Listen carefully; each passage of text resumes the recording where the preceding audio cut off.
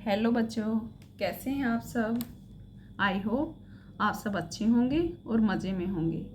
आज हम अपने टॉपिक भाषा के बारे में पढ़ेंगे। भाषा और उसके रूप। भाषा जिस साधन के द्वारा हम अपने विचारों को बोलकर या लिखकर दूसरों तक पहुंचाते हैं और दूसरों के विचारों को सुनकर व पढ़कर समझते हैं, उसे भाषा कहते हैं। भाषा के रूप। भाषा के दो रूप हैं, मौखिक भाषा और लिखित भाषा। अब सबसे पहले हम भाषा के बारे में जानते हैं। भाषा क्या है और भाषा किसे कहते हैं। जिस साधन के द्वारा हम अपने विचारों को बोलकर या लिखकर दूसरों तक पहुंचाते हैं। साधन का अर्थ ट्रांसपोर्ट ही नहीं होता। साधन का अर्थ है जिसके यूज से, जिसके उपयोग से या जिसके माध्यम से हम अपने लक्ष्य तक पहुंचते हैं या लक्ष्य को पाते हैं, वही साधन होता है। जैसे आप सभी हर रोज सुबह उठकर स्कूल जाते हैं। स्कूल आप लोग कैसे जाते हैं? कोई बस में जाता है, कोई पैदल चलकर जाता है और कोई साइकिल से जाता है। तो आप अपने घर से और स्कूल तक जाने के लिए किस साधन का उपयोग करते हैं? अगर आप बस से स्कूल जाते हैं तो घर से स्कूल जाने के लिए आपने किस साधन का उपयोग किया? बस का उपयोग किया। तो वो क्या था? आपका लक्ष्य था स्कूल जाने का।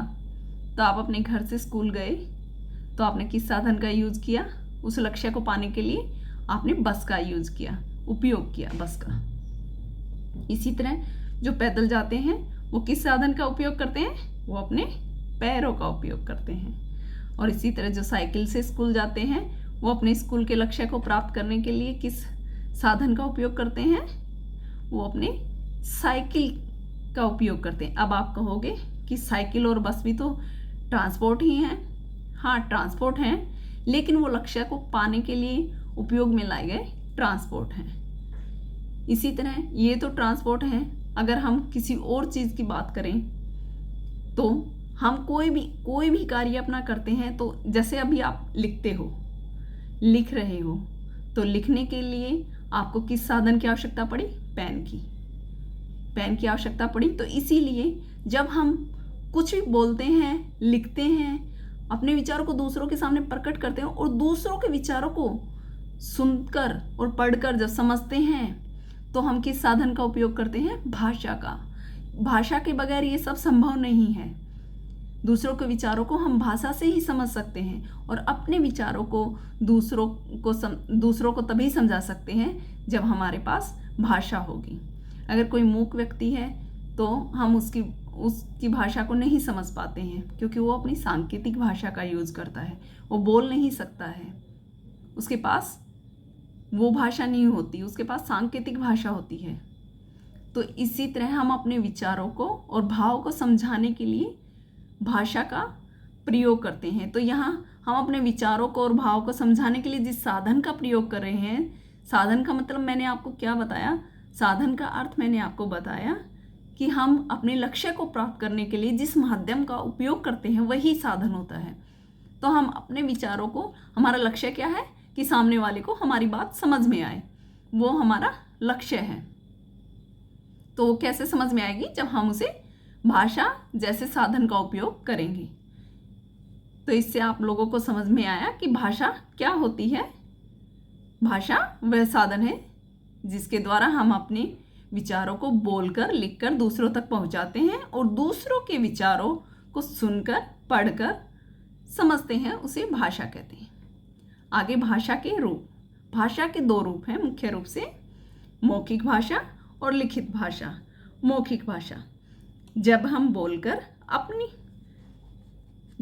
बोलकर अपनी बात दूसरों तक पहुंचाते हैं और दूसरों की बात को सुनकर समझते हैं, वह मौखिक भाषा कहलाती है।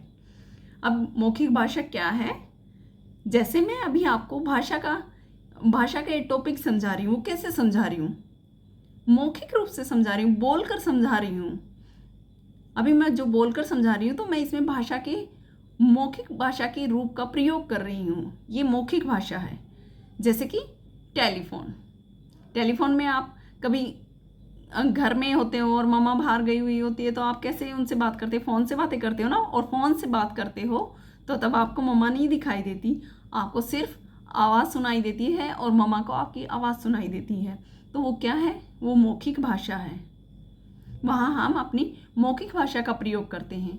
और आप जब भी टीवी मोबाइल्स में अपना कार्टून वगैरह देखते हो तो उनको क्या करते हो? सुनते हो ना, सुनते हो। और वो जो बोल रहे हैं वो क्या है? वो मौखिक भाषा का प्रयोग कर रहे हैं और उनकी उस मौखिक भाषा को हम सुन रहे हैं और समझ रहे हैं, वही मौखिक भाषा होती है। और आपके स्कूल में अक्सर किसी ना किसी ओकेजन पर तब टीचर स्पीच देती है तो वो भी क्या है? भाषा का मौखिक रूप है। सेकंड है हमारे पास लिखित भाषा। जब हम लिखकर अपनी बात दूसरों तक पहुंचाते हैं और दूसरों के लिखे विचारों को पढ़कर समझते हैं, उसे लिखित भाषा कहते हैं। लिखित भाषा किसे कहते हैं? जब हम लिखकर कैसे? अब टीचर आपको स्कूल से कोई होमवर्क देती है नोटबुक में करने के लिए, तो वो आप होमवर्क कैसे करते हो? नोटबुक में लिख कर लेके जाते हो, नोट करके लेके जाते हो। तो वो क्या है? भाषा का लिखित रूप है। और टीचर क्या करती है? उस क्वेश्चन के आंसर को पढ़कर समझती है। तो वहाँ क्या कौन सी भाषा उपयोग में आई? लिखित भाषा। ये हमारी लिखित भाषा का रूप है। दूसरों के लिखे विचारों को पढ़कर समझते हैं, उसे लिखित भाषा कहते हैं। फॉर एग्जाम्पल, जैसे समाचार पत्र, कहानी और पत्र। समाचार पत्र क्या होता है? न्यूज़पेपर। न्यूज़पेपर में आप न्यूज़ को कैसे समझते हो और कैसे जानते हो? पढ़कर ना। हाँ, पढ़कर, क्योंकि हम नहीं पढ़ेंगे तो न्यूज़पेपर बोले तो गा नहीं, है ना। न्यूज़पेपर कभी नहीं बोलता है, अगर वो बोलेगा तो वो मौखिक भाषा हो जाएगी। वो तो हमें पढ़ना होता है और पढ़ेंगे तो वो क्या हो जाएगा? वो लिखित भाषा का रूप हो जाएगा। हम लिखे हुए को पढ़ रहे हैं। इसी प्रकार आप स्टोरी बुक पढ़ते हो।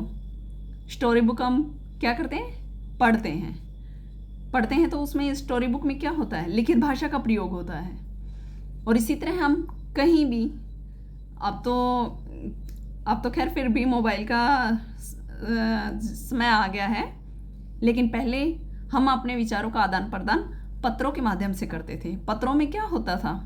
पत्रों में लिखित भाषा का प्रयोग होता था। हम अपने विचारों को लिखकर प्रकट करते थे ताकि जिसके पास भी हम अपना पत्र भेज रहे हैं उनको हमारे भाव के बारे में पता चले और हम उनसे क्या बात कहना चाह रहे हैं पत्र के माध्यम से, उसमें लिखित भाषा का प्रयोग कर।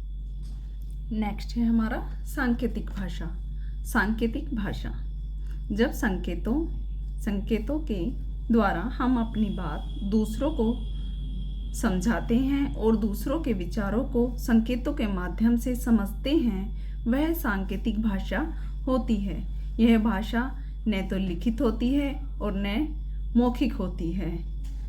सांकेतिक भाषा क्या होती है? सबसे पहले संकेत का अर्थ क्या होता है? संकेत का अर्थ होता है, मीनिंग होता है इशारों में की जाने वाली भाषा। इशारों में जो हम बात करते हैं वो कौन सी भाषा होती है? वो सांकेतिक भाषा होती है। इशारों में बात करना, जैसे हम कहीं दूर खड़े होते हैं और कोई दूसरा व्यक्ति जिस तक हमें अपनी बात पहुंचानी है उससे इशारों में हम बात करते हैं। जैसे हमें उसे एक के बारे में बताना होता है तो हम एक फिंगर दिखाते हैं, अपनी एक उंगली दिखाते हैं, तो समझ जाता है कि ये एक बोल रहा है। बहुत बार हम पानी के लिए बोलते हैं तो हम क्या करते हैं? थम्स अप के जैसा इशारा करते हैं, तो वो क्या होता है? वो सांकेतिक भाषा का हम प्रयोग कर रहे होते हैं। इसका सबसे अच्छा उदाहरण है यातायात नियंत्रित सिपाही, यानी कि ट्रैफिक पुलिस। ट्रैफिक पुलिस को आप अक्सर ध्यान से देखना, वो हमेशा इशारों में ही सबको ट्रैफिक के सिग्नल्स के बारे में बताता रहता है, किसको राइट जाना है और किसको लेफ्ट जाना है। वो कैसे समझाता है सबको? बोलकर तो समझाता नहीं है, वो क्या करता है, और ना ही वो लिखकर समझाता है। वो क्या करता है? इशारों से समझाता है, अपने हाथ के इशारे देता है। तो वो क्या उपयोग कर रहा है उस टाइम वो सांकेतिक भाषा का उपयोग कर रहा है। दूसरा, मूक और बधिर व्यक्ति जो मूक और बधिर व्यक्तियों की जो बातचीत होती है वो भी इशारों में सांकेतिक भाषा के द्वारा ही की जाती है। तो ये हमारी सांकेतिक भाषा थी।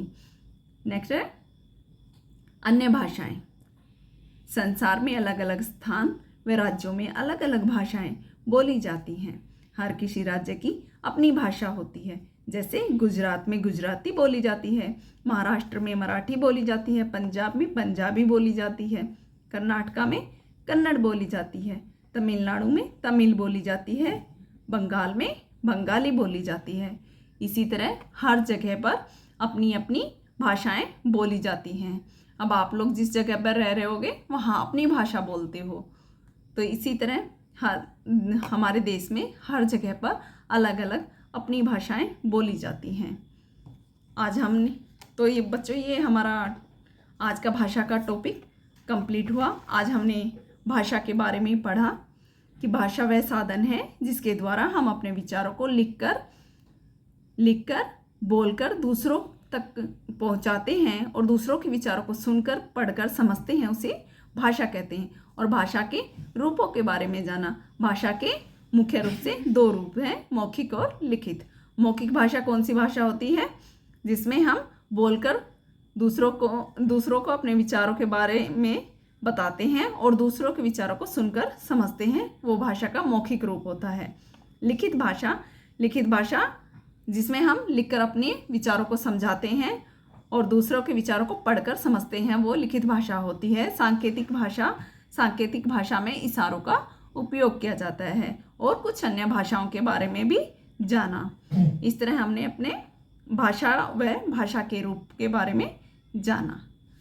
तो हमारा ये टॉपिक यहाँ पर पूरा होता है। धन्यवाद।